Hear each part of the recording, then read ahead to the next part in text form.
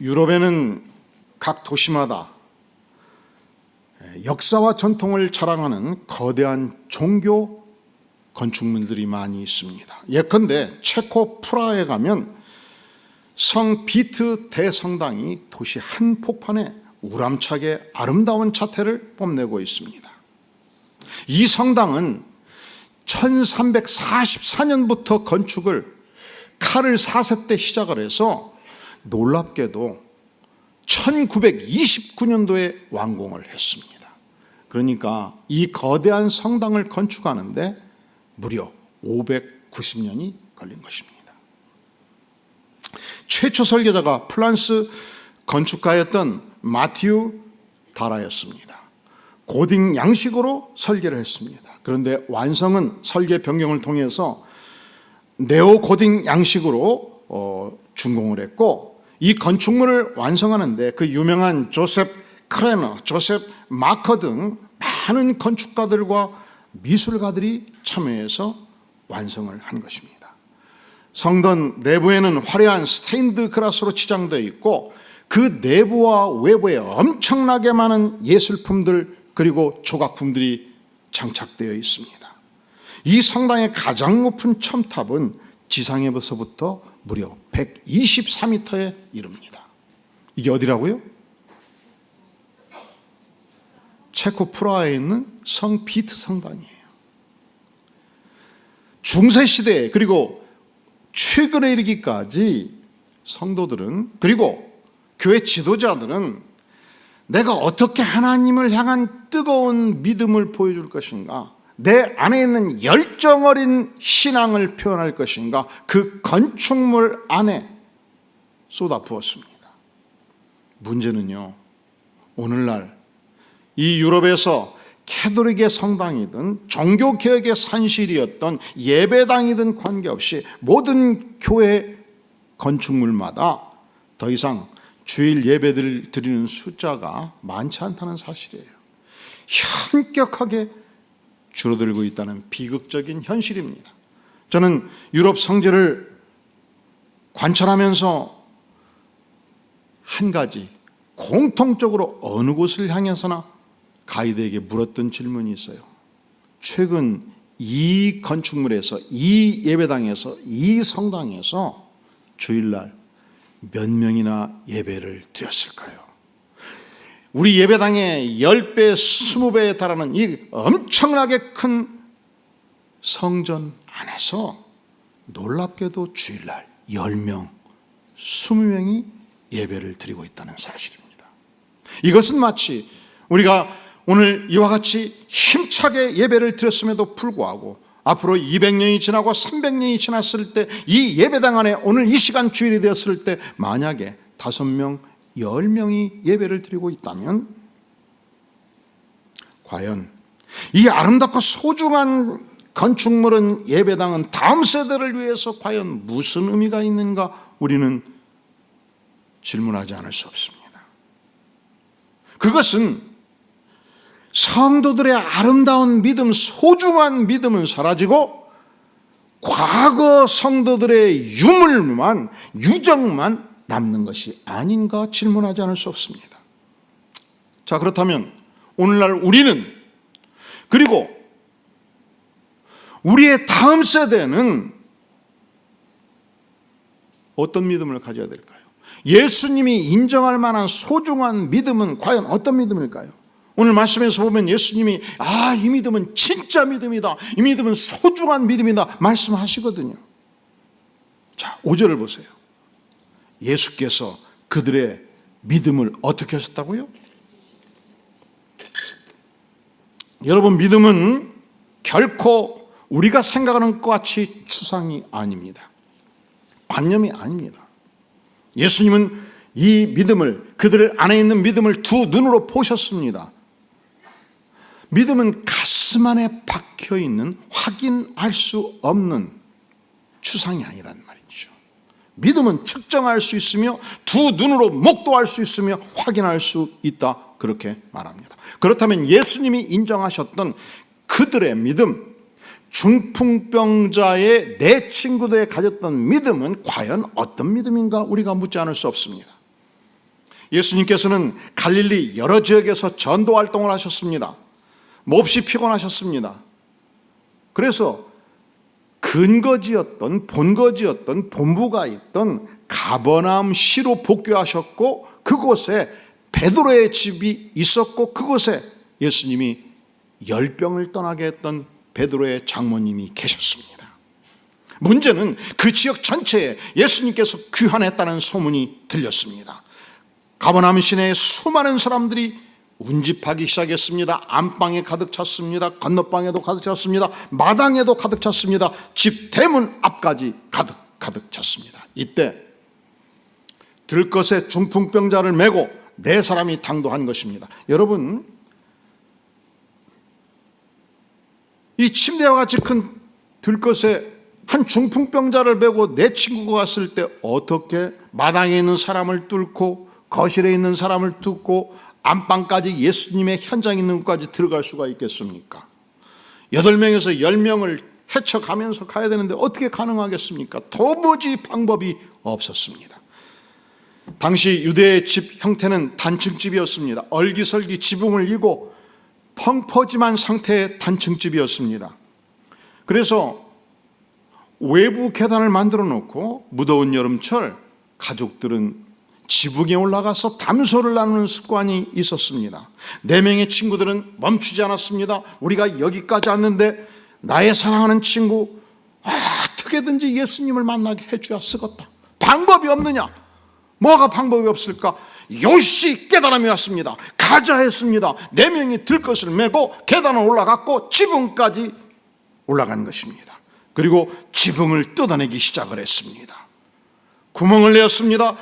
거대한 구멍을 내고 중풍병자를 달아서 끈으로 달아서 내리기 시작한 것입니다. 이때 예수님의 음성이 들려왔습니다. 뭐라고 말씀하십니까? 5절, 예수께서 그들의 믿음을 보시고 중풍병자에게 이르시되 작은 자여 내 죄사함을 받았느니라. 여기서 멈추지 않습니다. 11절, 내가 내게 이르노니 일어나 내 상을 가지고 집으로 가라. 이 예수님의 음성이 들리자 그가 벌떡 일어섰습니다. 큰 상을 들고 모든 사람 앞에서 저벅저벅 걸어갔습니다. 놀라운 일이죠. 기적이 일어난 것입니다. 자, 그렇다면 이 내 친구가 가진 믿음이 어떤 믿음입니까? 우리가 우리의 사랑하는 친구, 중풍병자 친구를 예수님 앞에만 데리고 가면 예수님은 반드시 치료하신다. 이 믿음이 있었던 거예요. 예수님은 창조주 하나님이시다. 권세자시다. 예수님이 마음 먹으면 어떤 질병도 치료하실 수 있다. 여기에 대한 확고한 믿음. 예수님은 치료의 왕이시다.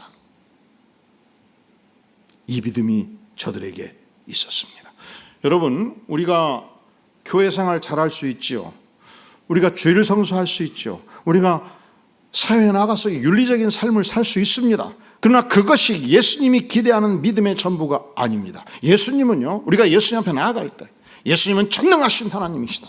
예수님은 나와 인격적인 관계를 맺기를 원하신다. 예수님은 어떤 병자도 치료할 수 있는 권세를 가지신 분이다.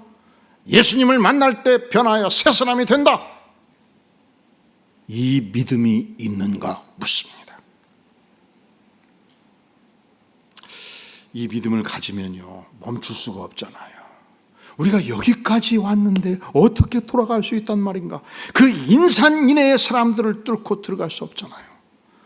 어떻게 과연 지붕을 뚫을 아이디어와 지혜가 나올 수 있겠습니까? 예수님이 전능하신 하나님의 아들인 걸 믿으면 어떤 난관도 돌파할 수 있는 은혜와 믿음을 주십니다. 옥상까지 올라가서 지붕을 해체하고 기와를 걷어내고 흙을 해체하고, 여기서 멈추지 않죠. 여러분, 흙이 해체되고 있습니다. 예수님께서 설교하실 때 방해거리가 아니겠습니까? 구멍이 뚫렸습니다. 흙먼지가 날렸습니다. 뭐라고 하시겠습니까? 뭐 하는 거요? 왜 집회를 방해하는 거요? 이 집이 누구 집인데 당신 만들어 구멍을 뚫으셔? 멈추지 않았어요. 끝까지 해체를 했고 거대한 구멍을 뚫었고 달아내렸습니다. 놀라운 일은요, 예수님은 이 상황을 형식적 윤리의 문제로 보지 않았다는 사실입니다. 왜? 이 수많은 사람들이 내가 증거하는 말씀을 못 듣게 하느냐라고 말씀하지 아니하셨습니다. 왜? 남의 지붕을 뜯어가지고 수천만 원 손해를 나게 했느냐 묻지 않았다는 사실입니다. 예수님이 본 것은 이 내 친구 마음 속에 있는 위대한 믿음을 본 거예요. 이 내 친구 마음 속에 있는 확신을 본 거예요. 간절히 예수님을 만나게 해주고자 하는 열정 어린 믿음을 본 거예요. 자, 이 내 친구가 가졌던 믿음의 첫 번째 특징은 예수님을 만나면 반드시 치유될 수 있다. 예수님은 전능하신 하나님의 아들이다. 이 믿음이 있었지 않습니까? 그리고 두 번째, 이 믿음만 가지고는 거기까지 갈 수 없잖아요. 내 사랑하는 친구 중풍병자, 이 친구를 향한 목숨을 건 사랑이 그들 안에 있었던 거예요. 내가 내 사랑하는 친구를 치유할 수만 있다면 어떤 비난, 어떤 공격, 어떤 학대를 받는다 할지라도 감수하겠다. 여러분, 법률적 관점에서 보면요, 남의 집에 계단을 통해서 옥상에 올라간다, 주거 침입죄, 지붕을 해체해버렸다, 재물손괴죄, 손해배상 청구하면 몇천만 원 나올 수 있지 않습니까? 아랑곳하지 않았어요. 어떤 손해도 감수하겠다. 내가 한 영혼을 구원할 수만 있다면, 내 사랑하는 친구를 치유할 수만 있다면 어떤 손해도 감수하겠다. 이 열정 어린 영혼을 향한 사랑의 믿음이 있었습니다. 사랑하시는 성도 여러분, 이 사랑을 아십니까? 이 사랑의 믿음을 가지고 계십니까? 오늘날 한국교회에서 교회마다 이 사랑이 가득 차 있는가 묻고 싶습니다. 그렇게 친했던 믿음의 동지가 나에게 약간의 물질의 손해를 줬다고 해서 태도를 돌변하지는 않습니까? 그렇게 친했던 믿음의 동지가 내 체면을 약간 손상시켰을 때 태도를 돌변하지는 않았느냐고요. 그로 인해서 그렇게 나를 아껴주었던 믿음의 동지를 향하여 험담과 비방을 쏟은 일은 없는지 묻습니다. 예수님이 인정하시는 진짜 믿음은 영혼을 뜨겁게 사랑하는 믿음, 영혼을 사랑하기 때문에 물불을 가리지 않고 헌신하는 믿음, 이 믿음의 실체를 마치 오늘 세례받으신 분들 아름다운 꽃을 보듯이 가슴 안에 있는 믿음을 예수님은 두 눈으로 목도하시고 인정하시고 언급하셨습니다. 고 함석헌 선생이 남긴 시, 진정한 사랑의 우정이 있는가를 묻는 시 기억하시나요? 그 사람을 가졌는가? 말리길 나서는 길 처자를 내맡기며 마음 놓고 갈만한 사람, 그 사람을 그대는 가졌는가? 온 세상 다 나를 버려 마음이 외로울 때에도 저 맘이야 하고 믿어지는 그 사람을 그대는 가졌는가? 탔던 배가 꺼지는 시간 구명대 서로 사양하며 너만은 제발 살아다오 할 그 사람을 그대는 가졌는가? 온 세상의 찬성보다도 아니하고 가만히 머리 흔들 그 한 얼굴 생각에 알뜰한 유혹을 물리치게 되는 그 사람을 그대는 가졌는가?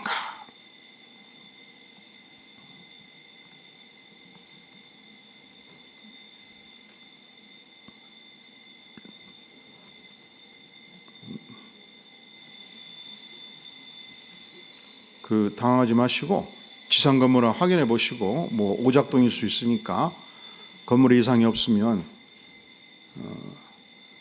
우리 강진욱 장로님 연락하셔서 끌 수 있는 방법을 감사합니다. 할렐루야. 혹시 여러분 이런 간증 들어보셨나요? 어느 여집사님이 남편의 구원을 위해서 1년간 작정 기도를 시작한 거예요. 새벽마다 주 앞에 나가서 간절히 기도하기로 작정하고 기도를 시작했습니다.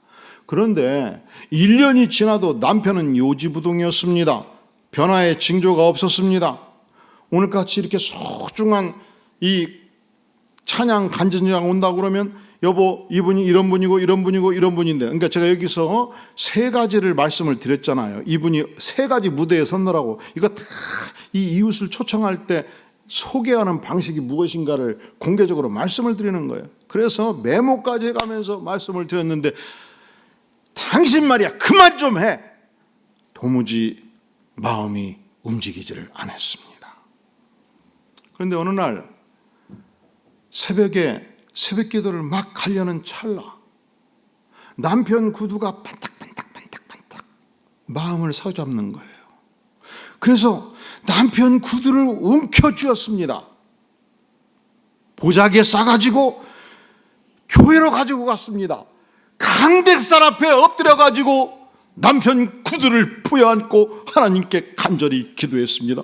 하나님 아버지시여, 남편의 구두부터 먼저 아버지의 존전에 나왔습니다. 이제 구두의 주인도 나오게 도와주셔서. 말이 돼요, 안 돼요? 한참 기도하다 보니까 내가 처량하게 느껴지는 거예요. 내가 웃기는 거예요. 그리고 생각해 보니까 우리 예수님도 나의 이 모습을 보시면 틀림없이 슬며시 웃으시면서 답변할 것 같다. 그때 깨우다면 깨우침이 왔어요. 그때 느낌이 왔어요. 그때 은혜가 왔어요. 알았다. 내가 너의 기도를 응답하노라. 그래서 너무 기뻐가지고 즉시 집으로 왔습니다. 그날 밤 남편에게 오늘 최근에 지난 1년간 어떤 일이 있었는지 자세하게 자초지종을 고했습니다. 남편의 얼굴은 말할 수 없이 이그러졌습니다.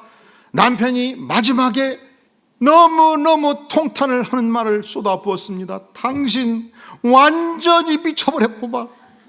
미쳐도 단단히 미쳐버렸구만. 어찌할꼬. 그러더니 다음 줄이 됐는데, 여보 성경 하나만 주소 하고 교회를 따라 나오더라는 거예요. 할렐루야. 1년이 되고 2년이 되었습니다.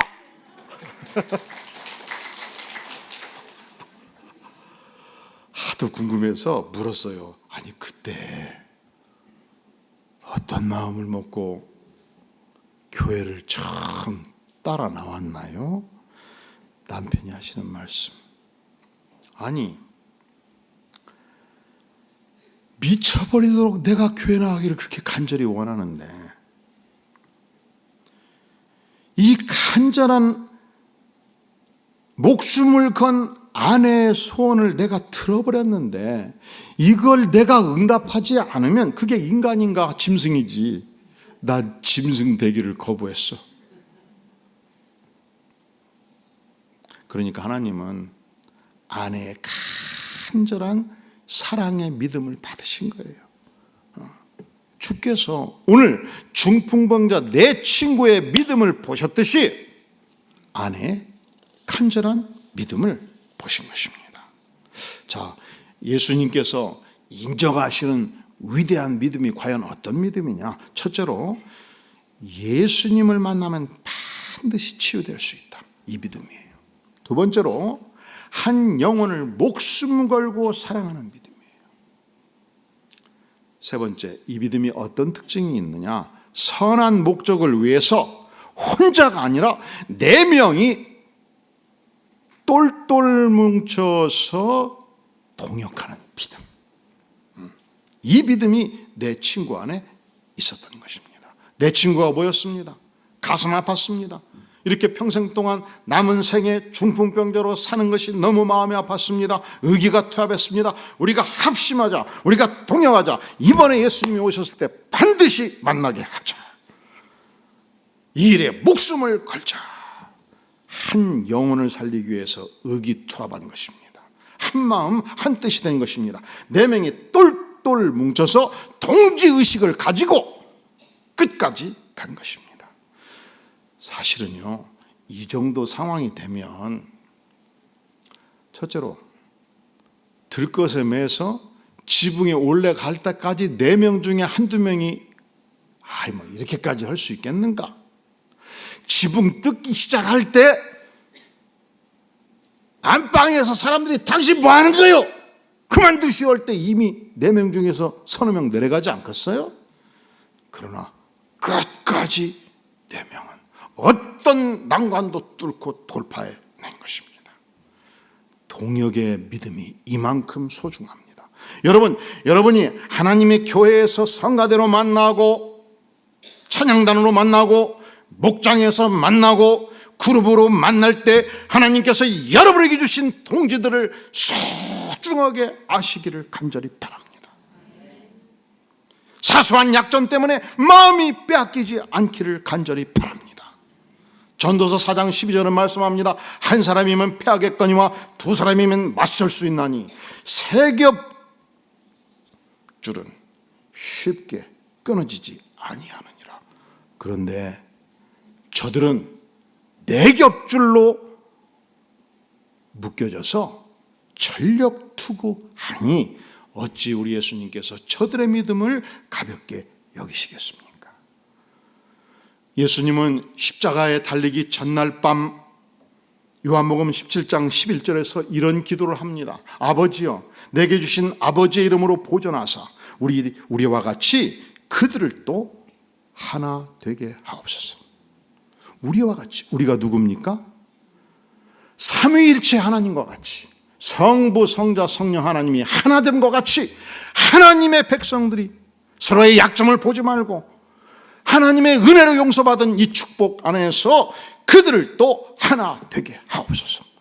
이것이 예수님께서 십자가에 달리기 전날 밤 간절히 기도했던 소중한 기도의 제목이었습니다. 22절에서 내게 주신 영광을 내가 그들에게 주었사오니 이는 우리가 하나 된 것 같이, 삼위일체 하나님이 하나 된 것 같이 그들도 하나가 되게 하려 함이니이다 말씀하셨습니다.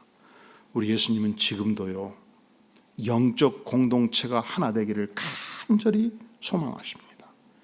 신자의 모임이 하나로 똘똘 뭉쳐서 동요가는 축복의 삶을 살기를 간절히 원하십니다. 그럼 어떻게 될까요? 나를 십자가에 날마다 못 박는 것입니다. 한번 동요하기로 결정했으면, 지붕을 뜯기로 작정했으면 어떤 비난도 뚫고 끝까지 같이 가는 것입니다. 이것을 주께서 보시고 그 믿음을 소중한 믿음으로 인정한 것입니다. 1차 대전 때 있었던 일입니다. 두 친구의 아름다운 스토리입니다. 이 두 친구는 어려서부터 함께 한 동네에서 자랐습니다. 그런데 어느 날 징집 통보를 함께 받고 함께 훈련을 받게 되었습니다. 같은 부대에 배속되어서 최전방에 배속이 된 것입니다. 치열한 전투를 함께 치러냈습니다. 그런데 어느 날 A라는 친구가 적과 싸우다가 고립이 되었어요. 아군의 참여로 돌아올 수가 없었습니다. 엄청난 포화를 맞으면서 죽어가고 있었습니다. 이 포화를 뚫고 친구를 구하는 일은 불가능한 일이었습니다. 그런데 B라는 친구가 이 A라는 친구의 이 고립된 상황을 놓고 볼 수가 없었습니다. 그가 달려가려고 그럴 때 분대장이 뜯어말렸습니다. 왜 죽을 길 가는가? 가지 말라. 상관이 잠깐 한눈 파는 사이에 쏜살같이 뛰쳐나갔습니다. 피 흘리고 있는 친구를 끌어안고 참으로 돌아왔습니다. 돌아왔을 때 이미 사랑하는 친구는 가슴팍에서 숨을 거두었습니다. 이 모습을 본 분대장이 화가 머리 끝까지 났습니다. 야, 이 녀석아, 왜 죽을 길을 그렇게 자처하는가? 결코 쓸데없는 일만 하고 돌아다니는 녀석아, 막 화를 불같이 냈습니다. 그때 B라는 친구가 말합니다. 분대장님, 죄송합니다. 하지만 제가 그의 곁으로 달려갔을 때 내 친구는 말했단 말이에요. 난 너가 반드시 올 줄 알았다. 난 너가 반드시 올 줄 알았다. 사랑하는 성도 여러분, 우리가 어느 곳을 가든지 이 말씀을 기억할 수 있기를 바랍니다. 사람이 친구를 위하여 자기 목숨을 버리면 이보다 더 큰 사랑이 없나니. 사랑하시는 성도 여러분, 4명의 중풍병자 친구들이 목숨 걸고 사랑하는 친구를 예수님께 데려가서 이 구원의 영광을, 치료의 영광을 맛보게 했다면 여러분들은 올해가 다 가기 전 작정하고 나의 사랑하는 부모, 형제, 이웃, 친구 중에서 누가 진실로 예수님께 나아가서 구원받기를 간절히 기도하시겠습니까? 다 함께 머리 숙여 기도합니다. 영광의 주님, 주님이 인정하시는 소중한 믿음 갖기를 간절히 소망합니다. 주님, 우리에게 통역하는 믿음, 우리에게 열정 어린 사랑의 믿음 허락하여 주시옵소서. 전능자 하나님의 아들 예수 그리스도께 나아갈 때 반드시 영혼이 변화되고 천국의 문이 열리고 치유의 능력이 임하는 줄로 믿사오니 아버지여, 우리의 연약한 믿음 충만한 믿음으로 채워 주시옵소서. 예수님의 이름으로 간절히 기도하옵나이다. 아멘.